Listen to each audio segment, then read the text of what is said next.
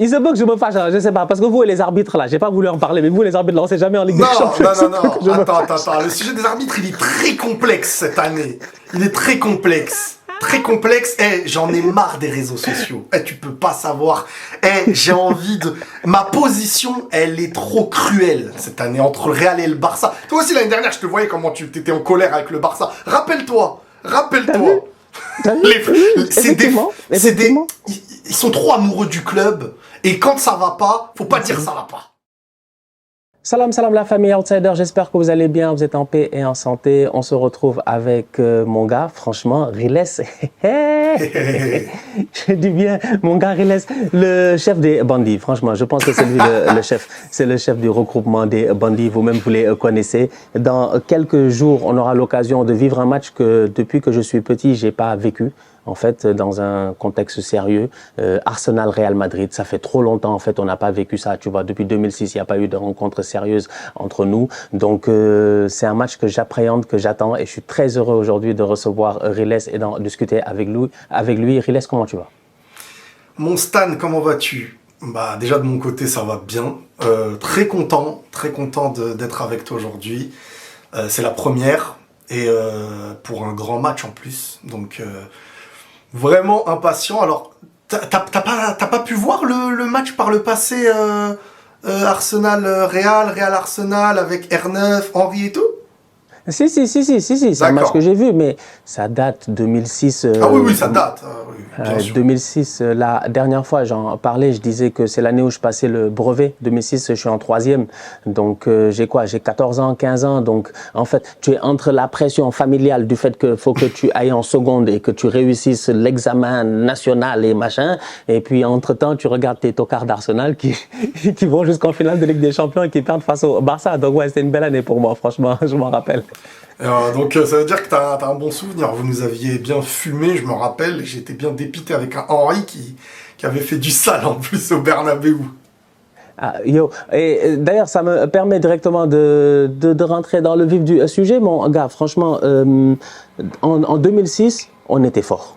On va pas se cacher. Arsenal, nous, franchement, on était forts. Je pense qu'on avait une très belle équipe. On avait une belle génération. Il y avait de très, très bons joueurs. Arsène Wenger était à son prime. La preuve, c'est une année où on va en finale de Ligue des Champions. Sur le chemin, en plus, je pense qu'on tape la Juventus, qui est très, très chaude. On tape le Real Madrid. On tape Villarreal avec Riquelme, tu vois.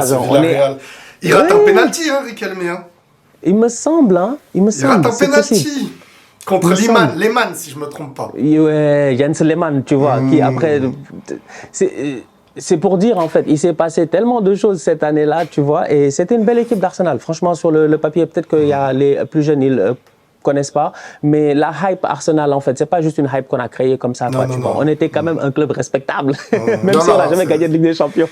Mais en fait, vous me rappelez un petit peu, alors c'est pas au même calibre, mais vous me rappelez un peu l'Atlético, qui parfois est une équipe qui arrive à être au niveau sur la saison, mais toujours empêchée par une équipe dans le championnat qui vient se positionner devant et qui fait la saison, qui toujours te devance. L'année dernière avec City, cette année avec Liverpool, et à chaque fois tu te retrouves... Alors, ce qui est déjà bien, c'est que maintenant tu arrives à te positionner deuxième et tout, en comparaison à l'époque où c'était...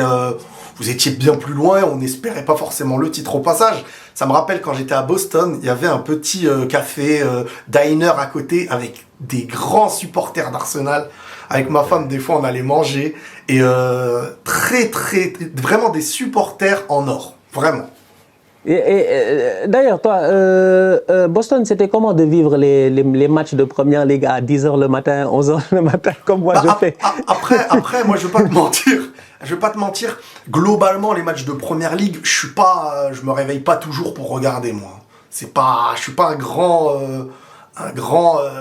voilà, moi, je regarde beaucoup plus la Liga, beaucoup plus le Real, le Barça, un peu Paris. Mais la première ligue, à part quand vraiment je dois me positionner pour surveiller certaines équipes qu'on va affronter. sinon je suis pas un grand spectateur, on va dire, de Première Ligue actuellement. Avant, je l'ai regardé énormément, la Première Ligue, époque CR7, Drogba et compagnie. Mais c'est vrai que dernièrement, alors je suis un peu parce que ça ressort beaucoup, on a les réseaux et tout, mais c'est vrai que je suis pas hyper attentif non plus à chaque détail de ce qui se passe.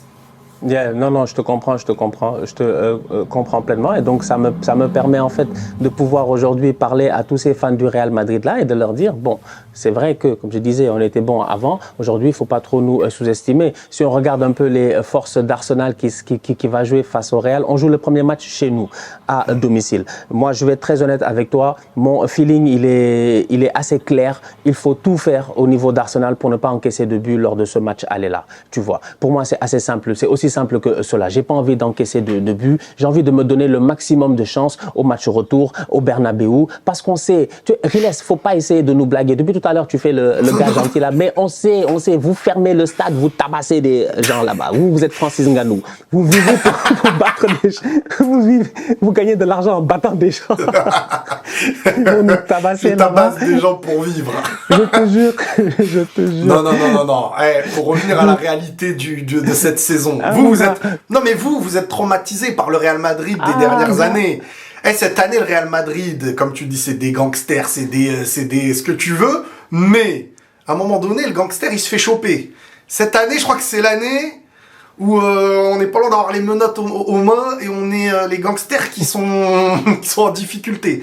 Parce que honnêtement, le Real Madrid par rapport aux autres années, je trouve que là, ils arrivent à ressentir la peur dans certains matchs. Là où avant, on les voyait, ils dégageaient ce truc où la supériorité, même quand ils sont menés au score mental, etc., fait que l'adversaire n'est jamais en train de les tuer. Mais je trouve que cette année, en comparaison aux autres années passées, on est quand même sur un Real Madrid qui, même dans des moments où ils auraient pu, regarde le dernier match contre la Sociedad, un Real Madrid qu'on connaît, ils ont fait leur remontada, c'est fini. Là, ils peuvent encaisser. Défensivement, ils sont pas sereins.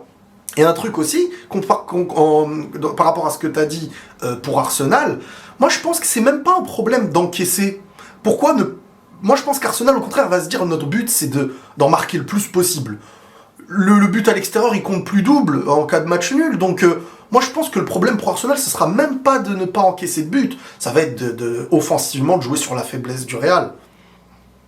Ouais, mais après, tu vois, la vérité, c'est, je comprends, offensivement, jouer sur la faiblesse du Real, mais il faudrait que toi, offensivement, tu es des gens, toi, tu veux m'envoyer en guerre, j'ai pas d'armes. J'ai pas de munitions, mon gars. Franchement, quel joueur j'ai qui peut réellement, aujourd'hui, j'ai envie de dire, offensivement, inquiéter cette équipe du Real-là, individuellement? J'en ai pas, j'ai perdu mon Kai Havertz. C'est dommage, tu vois. J'aurais aimé que vous connaissiez la terreur allemande. Ce Kai Havertz-là. On l'a connu, lui, contre Chelsea, et Gabriel Jesus aussi, on l'avait connu, contre City, c'est-à-dire c'est des petites bêtes noires pour nous, ces joueurs-là, et là ils sont pas là. En plus, aujourd'hui, on vient d'apprendre Gabriel. Ouais. Alors là, ça c'est dur. Ça me fait d'autant plus mal en plus que quand je me dis qu'on se base réellement sur la solidité défensive. C'est la raison pour laquelle je t'ai dit que moi, quand les gens me disent Arsenal Real, j'ai envie de leur dire, ouais, règle numéro 1, ne pas encaisser de but. Franchement, ne pas encaisser de but. Mais règle sur quelle base? Pourquoi ne pas encaisser de but? Pourquoi pour toi? Parce que j'ai besoin de vous faire douter. Tu vois ce que je veux dire? J'ai pas envie que le match aller il soit beaucoup trop simple. C'est moi qui reçois. Vous venez à l'Emirates, vous marquez 2 buts. Mais si vous marquez 2 buts chez moi, vous êtes convaincu que chez vous, vous allez en mettre 4. Je vous connais. On se connaît très bien, en fait. Donc, moi, j'ai besoin de te faire un tout petit peu douter. Donc, je me dis, allez, tu fais un bon match, allez. Et dans un monde où Gabriel ne se blesse pas bêtement, en plus, c'est dommage. Il se blesse sur une couche. J'ai regardé le match en plus. C'est un retour défensif, le pauvre. Il court.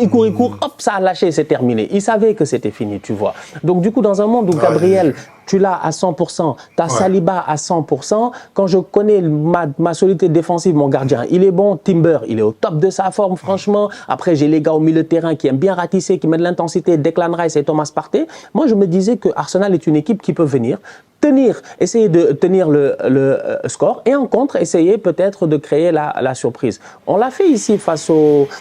je ne sais pas si tu te rappelles, mais il y a eu un Arsenal-Barça où on gagne 2-0 avec Van Persie et Arshavin. C'était dans le temps. Bien sûr. Vous étiez très beau à jouer en plus, là. Très beau à jouer. C'est ce genre de match-là que j'attends. Tu as un match où tu tiens bien. Au pire, tu en prends un. Mais tu gagnes quand même le match et tu les fais douter. Après, tu espères au match retour que les étoiles soient alignées. Il y avait Nasri, si je ne me trompe pas. Il y avait Nasri, non? Il me semble qu'il y avait Samir Nasri dans ce match-là, oui. Il me semble bien qu'il y avait, Samir Nasri. Et la légende, la légende André Archavine était trop chaud, lui.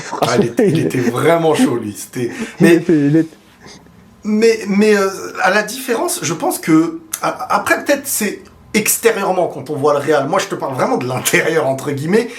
Le Real cette année, quand ils ont joué une équipe qui avait du ballon et de l'intensité, ça a été très rare qu'ils arrivent à surmonter tout ça. Tu vois, je veux dire, les gros matchs contre de grosses équipes cette année, contre Liverpool, contre le Barça. Bon, on va pas parler des matchs contre Lille, contre Milan. Je trouve que c'était un Real qui n'était pas encore du tout en place. Mais le problème, c'est que le Real cette année, ils ont pas de colonne vertébrale et au milieu de terrain, ils sont trop fébriles. Tu mets de l'intensité et du football. À une époque, ils auraient joué en bloc et ils auraient vraiment joué en contre avec quelque chose de rodé. Ils se sont habitués, ils sont préparés. Aujourd'hui, derrière, ils font peur. Là, les deux gardiens là sont peut-être blessés, donc ils vont peut-être faire jouer le troisième pour le prochain match en Liga. Et puis bon, je vais pas me plaindre de blessés parce que vous aussi là, vous êtes beaucoup. Il y a une plus grosse infirmerie côté Real et Arsenal que de titulaires, je crois. Là.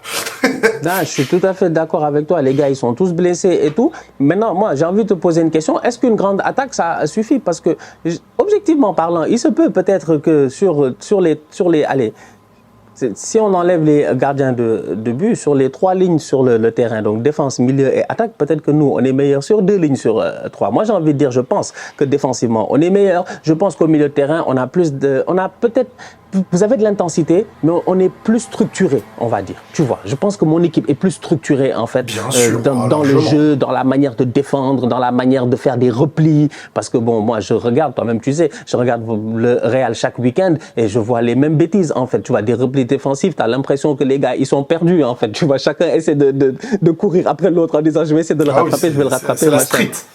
Yeah, toi-même tu sais, tu vois. Donc je me dis, ok, est-ce que maintenant une attaque seulement basée sur des grands joueurs, effectivement Vinicius, Mbappé, Rodrigo, Bellingham, est-ce que ça c'est largement suffisant pour faire tomber Arsenal? J'ai envie de dire, il y a une partie de moi qui me dit, vu la narration dans le football qu'on a avec le Real Madrid, connaissant ton club là, franchement, je l'ai dit, c'est les sorciers de Madrid, ils sont trop forts. En fait, tu comprends pas. C'est même pas des matchs de football, c'est des matchs de Quidditch. Je pense que vous êtes dans les bails à la Harry Potter, vous faites des matchs de Quidditch, vous. Je comprends pas. Ouais, mais cette année, alors franchement, s'ils arrivent cette année à ressortir ce truc-là, je me dis, mais c'est une folie. Mais non, honnêtement, ouais, ils arrivent offensivement. Offensivement, je suis pas inquiet avec ce Real. Mais face à une équipe aller-retour qui va te mettre de l'intensité, jouer au ballon, vous avez peut-être pas, on va dire, le finisseur ultime, mais en termes de cohérence collective, on le voit, le Real, comment ils sont mis en danger collectivement, même contre des équipes qui n'ont pas de pur neuf des fois. C'est vraiment, ils se font... En fait, il y a des lignes qui sont coupées, la colonne vertébrale, elle est coupée, l'équipe, elle est coupée en deux, il y a une attaque, en plus, j'ai pas l'impression qu'ils travaillent... d'un bloc uni comme l'année dernière. J'ai vraiment cette impression que cette année, c'est à qui sauve le match en fait. À qui sauve le match. Mais Arsenal, je trouve que vous êtes quand même une équipe hyper cohérente. Après, la Ligue des Champions, c'est autre chose. C'est vraiment sur l'expérience, sur le mental que je peux espérer, mais ça va pas être facile. Surtout si à l'aller, on se fait éteindre. Alors on sait que le Real, ils aiment les scénarios, mais jusqu'à quand ? Moi, en fait, pour l'instant, j'arrive pas à me dire que c'est à la norme que ça va se jouer. Ça va se jouer encore dans un scénario ou pas. C'est-à-dire, soit on perd à l'aller un score +2, et au retour, on se dit, allez, mentalement, on va essayer de les tuer. Mais cette année... Alors, c'est dur d'imaginer le Real éliminé, c'est vrai. C'est vrai, parce que le Real, c'est une équipe qui, la dernière fois qu'elle s'est fait éliminer, fallait qu'elle soit tuée par City. Sinon, depuis le temps, t'as pas vu d'équipe vraiment, même si parfois à 80%, les équipes d'en face, footballistiquement, elles étaient meilleures. C'est quand même très compliqué de juger le Real sur la Ligue des Champions pour se faire éliminer, mais par contre, en tout cas sur ce qu'on voit cette saison, le Real n'est pas dans une saison où il est n'est pas sur une saison où les battre, c'est quelque chose qui est rare sur la saison. Je crois qu'ils sont à 9 ou 10 défaites, je me rappelle plus, mais c'est énorme. Et c'est-à-dire que là, il y a plus ce sentiment de, tu vois, quand t'enchaînes les victoires, des fois, t'accumules de la confiance et tu attires même ton aspect défensif vers le haut. Ta victoire, elle vient à toi. Là, t'es dans un scénario où t'es habitué à encaisser, t'es pas serein. Et puis même, à droite, tu fais jouer qui? Dans l'axe, tu fais jouer qui? Milieu défensif, tu fais jouer qui? Kamavinga, t'en fais quoi? L'équipe à 100%, tu sais même pas encore ça va être quoi. Et je trouve que l'équipe du Real, elle est dans le doute. Alors si elle s'en sort, je me dirais c'est encore un miracle cette année, mais footballistiquement et sur ce qu'on voit pour l'instant, Arsenal pour moi est favori sur ce qu'on voit, perso. Après, je peux te concéder cela, tu vois, en me disant, bon, est-ce que là, je me pose la question en me disant, Riles, est-ce qu'il se fout de moi, il vient, il veut faire la psychologie inversée, Non. en mode genre, ouais, t'es favori. Je me fous Mais pas en de toi, réalité, promis. je sais pas ce qu'il veut réellement, mais effectivement, si on prend les choses objectivement, et ça, c'est quelque chose, je pense, qui est important à expliquer aux gens qui regardent la Liga, tu vois, c'est de dire que c'est vrai qu'en première ligue, cette année, il y a eu quelques anomalies. Manchester City est en train de faire une saison compliquée. D'ailleurs, le Real est passé par Manchester City pour arriver à ce stade de la compétition. Le Real a quand même joué aussi 2 adversaires qui sont des gros adversaires, tu vois. Donc, mentalement parlant, c'est une équipe qui est déjà équipée. C'est une équipe qui est passée par quelques paliers qui sont quand même, j'ai envie de dire, c'est des paliers qui te permettent de t'aguerrir, en fait, avant d'arriver là, en quart de finale. Donc, c'est vrai que ta phase de poule, elle a été compliquée. Nous, notre phase de poule, elle s'est plutôt bien passée, franchement, tranquillement. On était même, je pense, une des meilleures défenses, en fait, avec l'Inter lors de la phase de poule. Donc, je te dis, OK, depuis le début de la saison, Arsenal est une équipe qui fonctionne quand même plutôt bien en Europe. En championnat, ça a été un tout petit peu difficile, mais on connaît cette première ligue-là. On sait que, franchement, chaque année, c'est compliqué, c'est difficile. Et en plus, on a eu pas mal de blessés, ce qui nous a pas beaucoup aidé par rapport à Liverpool, qui a pas eu beaucoup de blessés offensivement, qui a gardé, la plupart de ses joueurs et tout. Donc, je me dis, allez, on n'arrive pas de la même manière, en fait, tu vois. Toi, tu es une équipe qui monte crescendo. Moi, je suis une équipe qui commence bien et qui va en plus, et qui va après en descendant. Et c'est là où moi, je m'inquiète un peu parce qu'on est à un stade de la compétition où, tu l'as dit tout à l'heure, le plus important pour moi, c'est le mental. Et le mental, vous l'avez déjà, en fait. Vous êtes toujours, je sais pas, c'est comme dans les films américains. C'est le gars là, il doit mourir 20 fois, mec. En fait, on connaît la mort. On connaît la mort, j'avoue, à Madrid, c'est vrai. Après le match aller face à Man City, mais on a douté ici. Le match aller face à City. Moi, j'ai douté, j'ai dit, mais eux, ils sont pas sérieux. J'ai dit que City, ils sont pas en forme, ils sont morts, ils sont pas bien. Et même malgré ça, ils ont failli faire quelque chose, tu vois. Donc, la même chose face à l'Atlético. On était là, vous devez, mais limite, vous devez presque être éliminé. Vous allez jusqu'au penalty, vous allez à l'arrache. C'est ici que ça se joue. Et c'est pour ça que moi, je m'inquiète pour moi, parce que je me dis, moi, j'ai commencé ma saison, mon coach, il a dit objectif 114 points. Frère, on va même pas faire 80 points. Ouais, Donc, je sais pas. En fait, moi, comment je vois le truc? Je vois le parallèle des deuxièmes de chaque championnat, Première Ligue et Liga. Vous, je trouve que vous avez un honneur dans cette Première Ligue. Vous êtes quand même une équipe qui sait dominer, qui sait écraser parfois. Vous avez battu des grands de votre championnat et tout. Nous, on est quand même une équipe qui a connu cette année des humiliations. On n'est pas sur le Real de l'année dernière où tu te dis, mentalement, mais qui peut vraiment nous arrêter? Allez, t'as City, tu te dis possiblement City, on va souffrir le contrôle retour, etc. C'était Manchester City de fou. Mais cette année, on a quand même un complexe par rapport à l'année dernière. On a un complexe de... Quand tu nous mets... Déjà, on a perdu plein de matchs. Et surtout, quand tu nous mets une équipe qui sait jouer, qui sait nous presser, qui sait nous bouger, bah ça nous a... En fait, moi, la question que je me pose, c'est à quel moment on s'est rassuré cette année? Le Real, cette année, à quel moment ils se sont rassurés? Donc, on me dira peut-être qu'eux, ils n'ont pas besoin de se rassurer pour gagner. Parce que ils vont connaître tous les scénarios et ils vont chercher un bric-brac pour s'en sortir. Mais sans être rassurés, à un moment donné, moi j'ai le sentiment que là, ils ont atteint le seuil de la saison. Franchement, déjà, pour moi, c'est un miraculeux qu'ils soient en finale de Copa, qu'ils puissent jouer encore la Ligue des Champions et le championnat. Avec la saison qu'ils font sur les failles, les fautes, le manque d'équilibre, le football parfois cata. Un club cette année où c'est les individualités. Allez, t'as Mbappé un jour, t'as Vini un jour, t'as Rodrigo un jour, t'as Bellingham. Mais, est-ce que ça... Alors, parfois, ça fait le succès d'Ancelotti, mais est-ce que ça va t'emmener aussi contre Arsenal aller sortir là où Arsenal, à moins que je me trompe, j'ai peut-être pas vu tout d'Arsenal clairement. Est-ce qu'Arsenal cette année, tu les as déjà sentis humiliés sur le terrain? En mode, c'est pas notre saison, on est mort. Non, c'est rare. Et d'ailleurs, ça nous est arrivé, mais toujours contextuellement, en fait. Si tu regardes bien, on a été éliminé ici, par exemple, la dernière fois par Newcastle, aller-retour en coupe.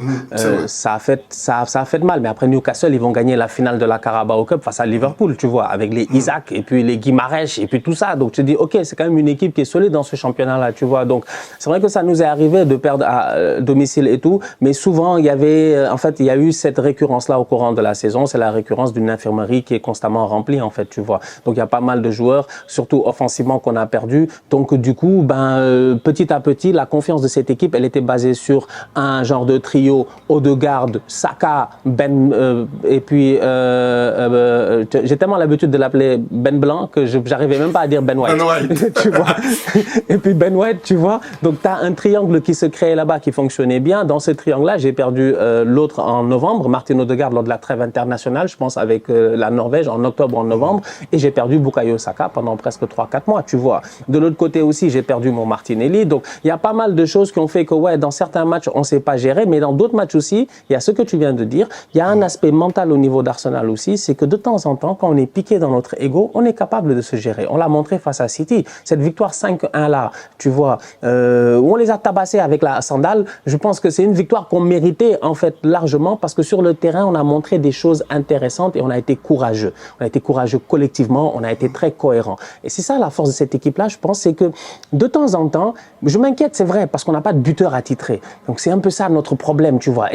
Et au football, qu'on le veuille ou non, surtout quand tu joues le Real, il faut marquer plus de buts que si tu as envie de les battre. Donc moi, c'est là où je m'arrête et j'ai déjà peur parce que je me dis, allez, vas-y, il faudrait que j'ai vraiment, c'est pour ça qu'on prie pour le retour de Saka. Là, il est revenu, il a marqué cette semaine, donc c'est bien, tant mieux. Ce week-end, il va jouer encore peut-être un petit 30-40 minutes, tant mieux. Il est titulaire la semaine prochaine, Saka. On n'a pas le choix.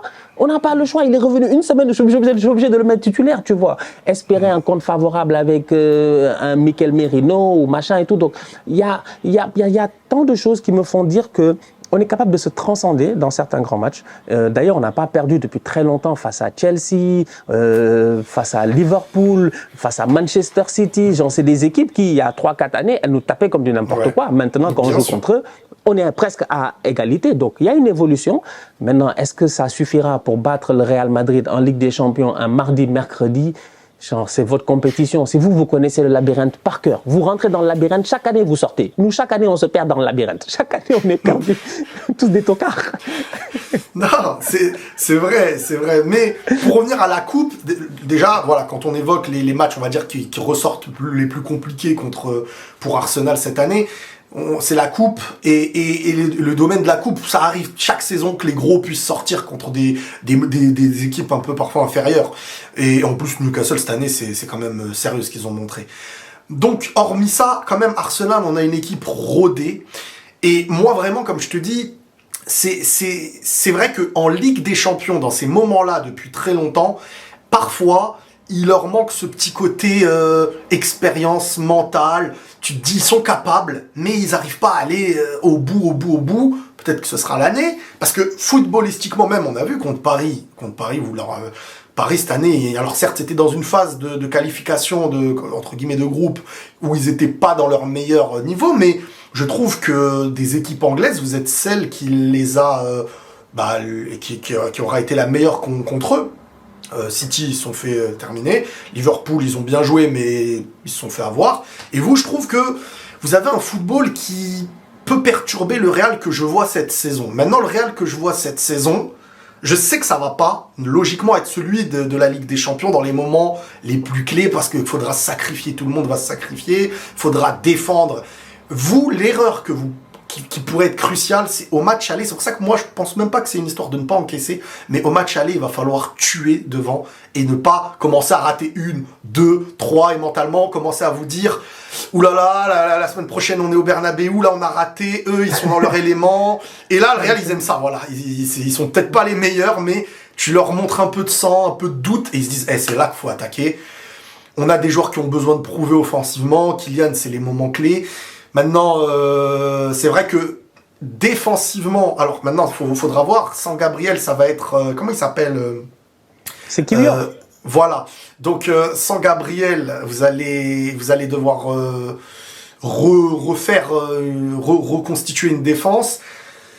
vous allez avoir peut-être moins d'équilibre, mais footballistiquement, voilà. Si en fait, vous pouvez nous éteindre, en fait. Le match aller, vous pouvez nous éteindre. Mais ce Real Madrid, je pense qu'ils vont pas se laisser faire sur un match aller. Et je pense qu'ils vont perdre, perso, le match aller, moi. Je les vois perdre le match aller. Maintenant, le match aller, il va servir d'analyse pour le match retour. Moi, j'ai pu échanger avec des gars du Real quand le match aller contre City, il s'est passé. On m'expliquait qu'à la mi-temps du match aller, je sais plus si c'était à la mi-temps du match aller ou du match retour, tiens, j'ai un trou de mémoire. Mais en gros, ils ont compris le Real que, en vrai, ils pouvaient le faire largement, là, ça y est. Et cette équipe du Real, elle est un peu... Je te jure, des fois, quand on me ressort des petits trucs d'Ancelotti, je me dis, est-ce que ce qu'on me rapporte, ça, c'est un raccourci ou vraiment Ancelotti, c'est le coach. Bon les gars, aujourd'hui allez, sur les côtés, ça va le faire. Voilà, tu te dis attends, est-ce que c'est vraiment le coach qui ne va pas en profondeur, mais en vrai il a tout compris, le foot c'est facile, ou alors c'est un coach qui se prend pas la tête parce qu'il a les joueurs. Des fois j'arrive pas à comprendre. Mais ce Real a la formule Ligue des Champions, ça c'est sûr, mais cette année le Real a des doutes, le Real connaît la peur. Le Real peut connaître ce qu'il faisait vivre aux autres, en fait, cette année. À l'inverse. Et puis ce Real, cette année, a pas le sentiment d'être la meilleure équipe. T'as le Barça qui les a torturés plusieurs fois. Et ça joue mentalement aussi. Ça joue, parce que si demain, contre Arsenal, t'es en train de te faire tourner en bourrique sur le terrain et en train de souffrir, après le Barça, la différence, c'est vrai qu'ils arrivent à tuer le Real. C'est l'une des rares équipes, je trouve, à chaque fois, quand ils les jouent, ils en mettent 1, 2, 3, 4, ils te laissent plus le choix. Les autres équipes, ce qui est bien aussi de jouer Arsenal, c'est qu'ils ne te connaissent pas trop depuis les dernières années, ils t'ont pas joué depuis très longtemps. Ça peut être un avantage pour moi au Real. C'est-à-dire qu'ils penseront qu'en jouant bien, ça va suffire parfois. En ayant l'occasion, en mettant 1, ils pourront se dire, bon, en fin de compte, voilà, on a fait ce qu'il fallait. Et après, contre le Real, des fois, ça dépasse la cohérence, ça devient un paradoxe temporel dans le match. Tu te dis, attends, on est meilleur, on joue bien. On a marqué, mais on dirait qu'on est dans une bulle où on n'est pas qualifié. Et d'un coup, tu te dis, purée, je suis éliminé. Tu vois, c'est ça le problème du Real, c'est que tu sais pas comment les jouer. Tu vas dire, ah bah allez, faut les écraser. Mais il suffit pas que de bien jouer, je pense, pour éliminer le Real. Non, je suis d'accord avec toi. Franchement, tu as raison. Effectivement, c'est peut-être pas suffisant pour jouer le Real et ça me permet, je suis en train de double-check, en fait, de vérifier quelque chose en me posant la question à savoir, parce que je sais plus, on était en février 2020, il était déjà parti, il était déjà, je pense, à Arsenal.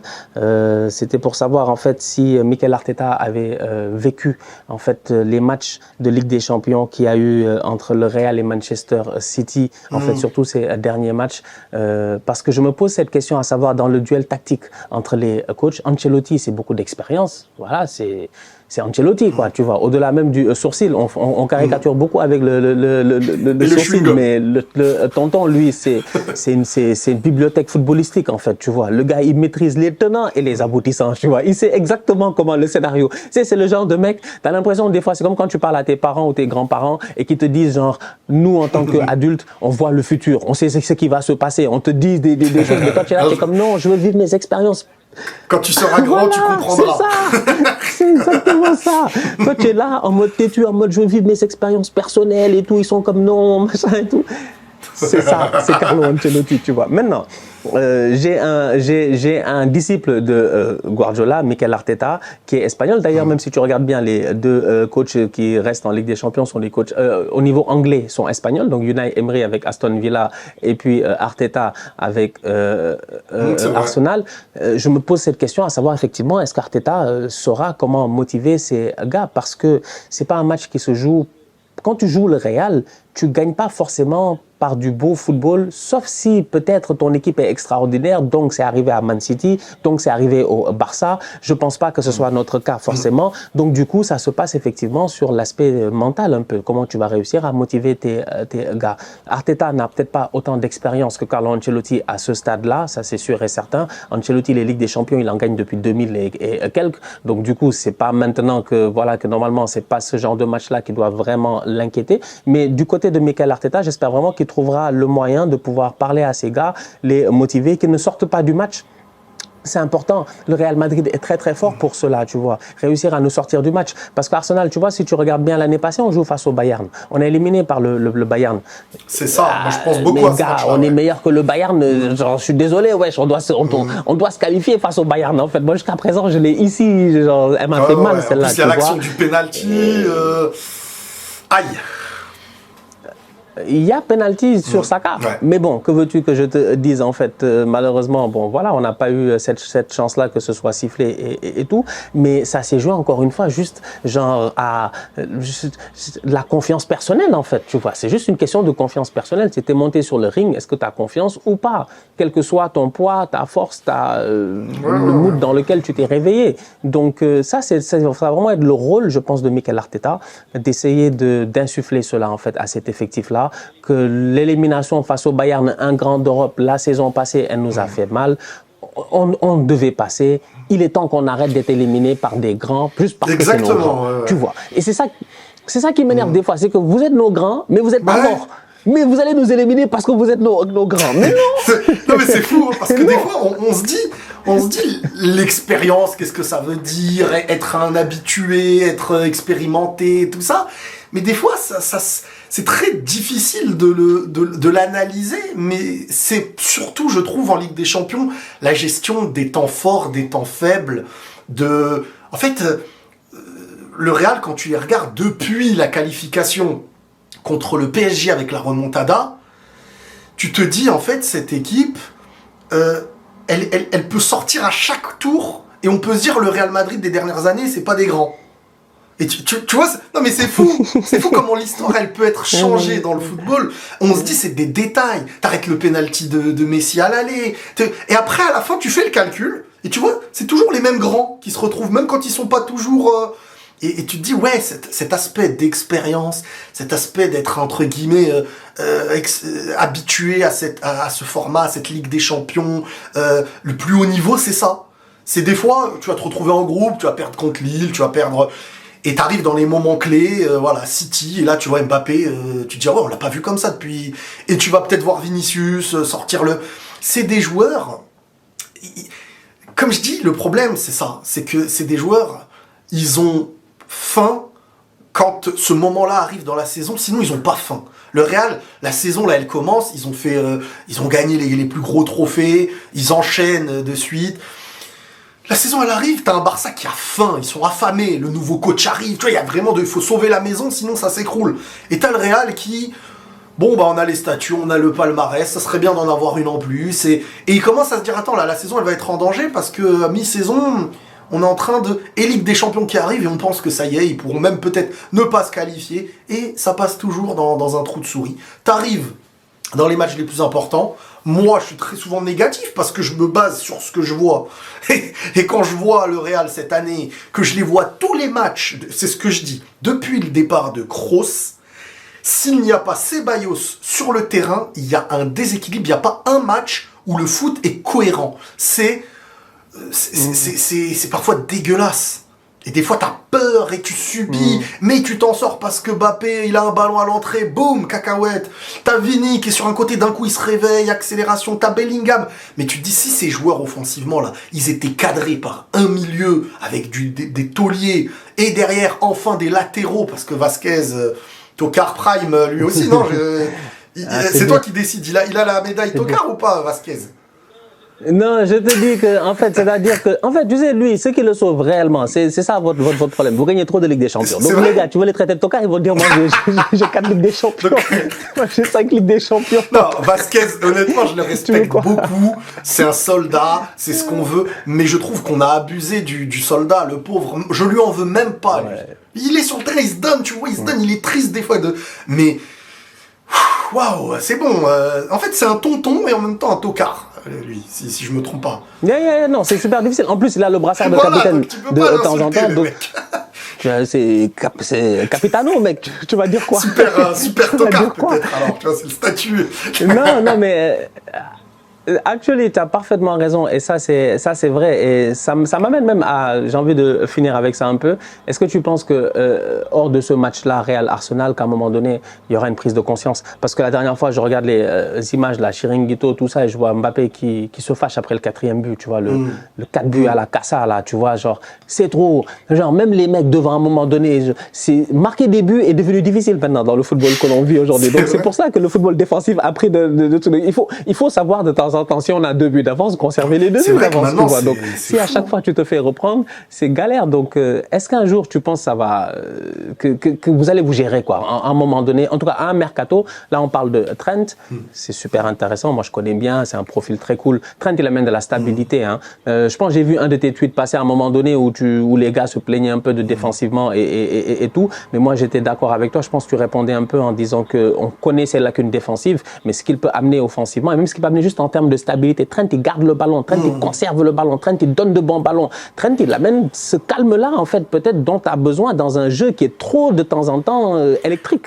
Tu vois un peu. Au Real en fait. Qu'il faut comprendre, déjà, on sous-estime l'importance des latéraux quand c'est le haut niveau. Nous, le Real, on a pris des latéraux pour être en compensation d'un manque parce qu'on n'en a pas assez, parfois au niveau et tout, avec des blessures. Mais Alexander-Arnold, c'est un mec qui, de son poste, te crée des situations. Et ça, en fait, c'est des choses qu'on a un peu oubliées, vu que devant, on a des génies, mais à l'époque de Marcelo, on l'avait connu, ce truc-là, à l'époque de Roberto Carlos, à l'époque aussi, mais des joueurs qui sont d'un apport, quand tu leur fais un ballon, ils arrivent à créer des choses, capables de te faire la passe, capables de monter, regarde Hakimi et tout, c'est des joueurs, tu ne comptes pas sur eux pour être les mecs qui vont t'empêcher de marquer, que l'adversaire marque des buts, bien sûr, mais combien de fois tu te retrouves purement en 1 contre 1 comme un défenseur central, ou si le mec t'as un peu devancé, ça va être pour centrer, ça va être pour... Mais c'est pas un gamin qui... Les gens montrent des extraits contre Doku, bien sûr, moi tu me montres des extraits contre Doku face à Real, quand il rentre, il leur a fait la totale aussi. C'est sûr. Et un latéral, c'est rare. Regarde les plus grands latéraux, t'en as qui étaient quand même très solides défensivement, mais globalement, les meilleurs qu'on ressort sur la nouvelle génération, c'est pas ceux de qui on se rappelle le plus défensivement. Donc, cet aspect de taper défensivement, si le joueur... surtout que Alexander-Arnold, c'est quand même un joueur qui connaît la haute intensité, qui connaît les duels, c'est quand même un joueur qui sait tacler, Bien sûr qu'un joueur comme ça va avoir un apport offensif plus important sur la création, sur...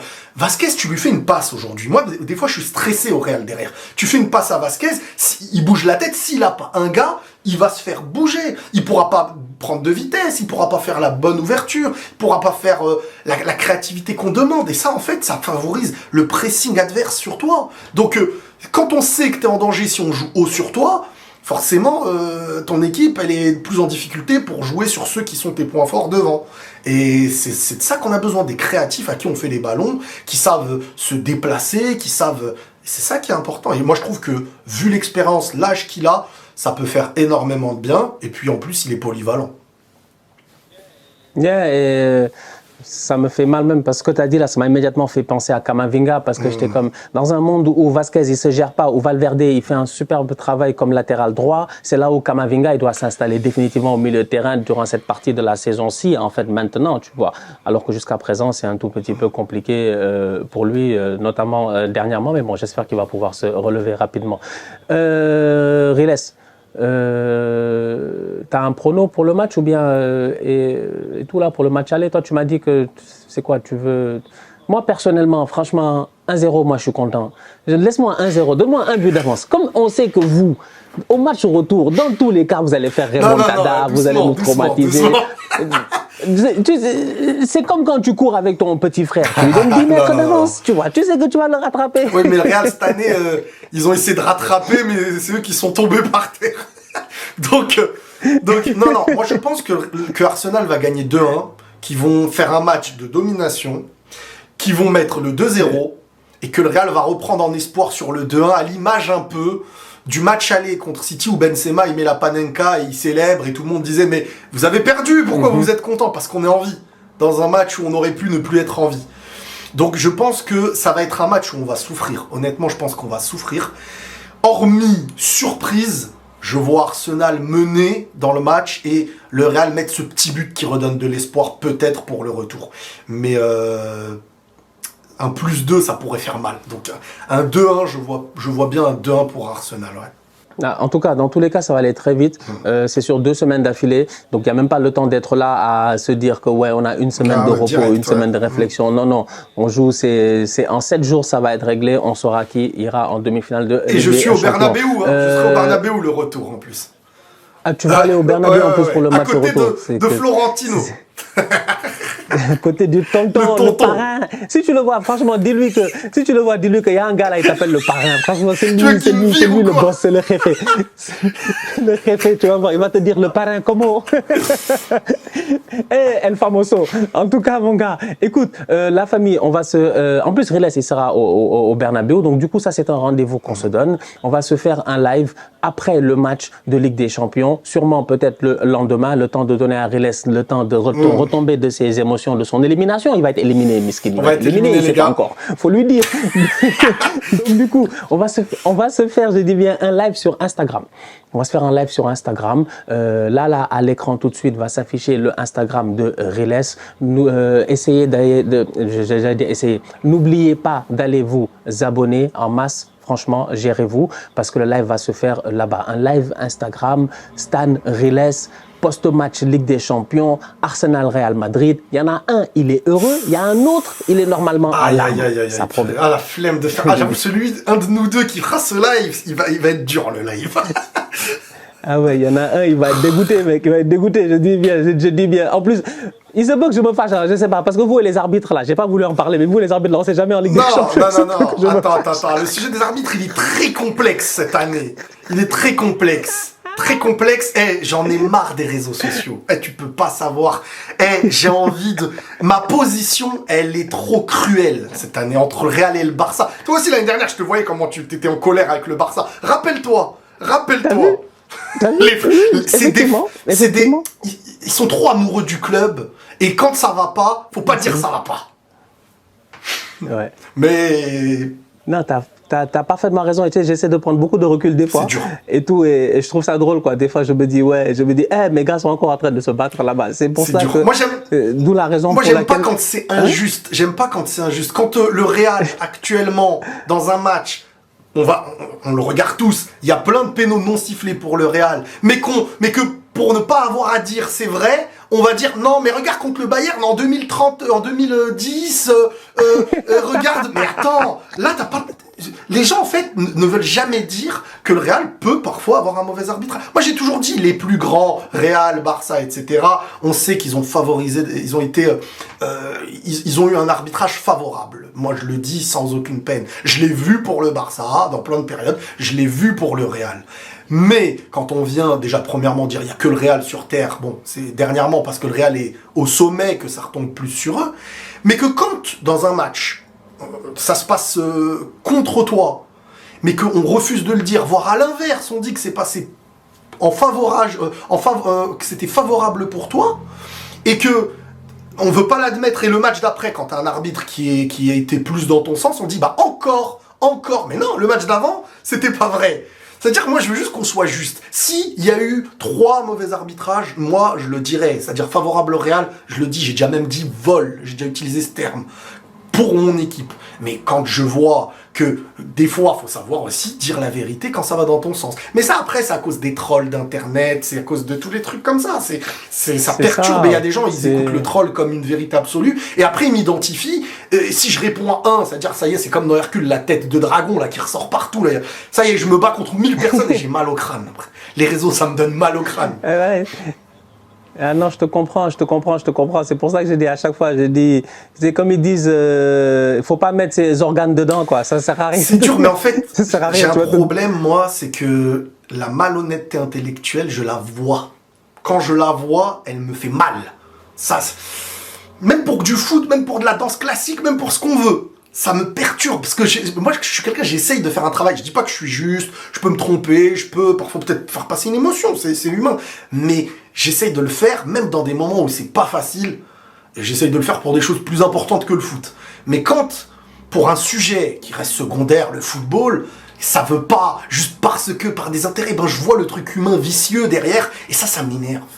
Ça m'énerve. Non, je te comprends. Je te comprends. Surtout l'argument, surtout le retour sur le passé. La dernière fois, j'en ai parlé même d'ailleurs, en disant que chaque contexte, chaque match avec sa réalité. On peut pas revenir en fait et essayer de créer on peut créer des jurisprudences sur certains cas. Ça nous permet de pouvoir dire, ok, ça c'est arrivé. Surtout qu'on les pointe du doigt les choses. C'est-à-dire que si tu me dis à tel moment il y avait hors-jeu, je te dirais bien sûr. Il y a eu but hors-jeu. Okay. Mais normalement, les fans de Real, ils savent les Marcelo, les matchs face au Bayern, tout ça. Mais c'est juste que le monde était totalement différent. Les interprétations étaient peut-être différentes. Tu n'avais pas accès à la vidéo. Il y a plein de choses en fait qui ont fait que le football aujourd'hui, il a changé. Moi, je pense que et puis malgré tout, les erreurs ont été favorables au Real, mais il y avait des erreurs qui pouvaient aller aussi pour les autres équipes, mais dont ça n'a pas été favorable derrière. Ça m'est arrivé, ça nous est arrivé. Moi, jusqu'à présent, j'ai mal au cœur et jusqu'à aujourd'hui, je comprends pas. Je pense que lui-même, il ne comprend pas. Van Persie doit se demander pourquoi il a pris un deuxième carton jaune au match retour face au Barça. Celle-là, elle fait mal, purée. C'est une dinguerie de faire ça en Ligue des Champions. Il a dit à l'arbitre, je me rappelle, il dit à l'arbitre, j'entends pas. Il dit, j'entends pas, le Camp Nou est plein, ils sont 100 000, ils sont fous, ils sont en train de nous mettre la pression. Celle-là. Tu sais, c'est un peu ça, tu vois. C'est comme la dernière fois, il y a un truc que j'ai bien aimé. Je sais plus c'est quel joueur qui se plaint. Il y a un match en Ligue 1, je pense c'est Lyon ou quelque chose. Il y a un joueur qui se plaint et qui demande le carton. Et donc, du coup, en demandant le carton, maintenant, on nous dit dans les règles que l'arbitre, quand tu demandes le carton, il peut te donner un carton. Donc, le gars, il demande, et donc, ça devient son deuxième carton jaune. Donc, il prend un carton rouge, tu vois. La dernière fois, je regarde un match ici normal, j'ai dit, je ne m'appelle même plus, c'était quel match en fait? Je ne sais même plus si c'était en Liga ou en Première Ligue ou quoi que ce soit, mais le nombre de matchs où le joueur il se fait tacler, il se lève, il fait le geste du carton, il ne prend pas de carton, encore une fois là, ça dépend de l'humeur de l'arbitre, de l'interprétation de l'arbitre. Peut-être il s'est levé, il est fâché, tu lui demandes un carton, il s'énerve, il te donne un carton. Peut-être il ne te donne pas, tu vois. Mais c'est pour ça que je dis aujourd'hui qu'il faut, ça je dis à chaque fois, c'est pour ça que j'ai parlé la dernière fois de l'esprit et de la lettre en disant, essayons de mettre un peu plus de structure dans tout cela, dans notre manière d'analyser un peu les interprétations humaines d'un arbitre, qui sont les mêmes que les interprétations humaines d'un juge de correction.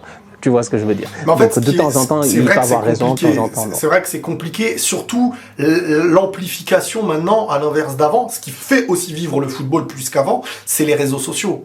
C'est-à-dire que les réseaux sociaux, t'as des pages qui ont page du Real, page du Barça et tout. Et Real Barça, c'est quand même une grosse commu des réseaux, en France en tout cas, et dans le monde en vrai.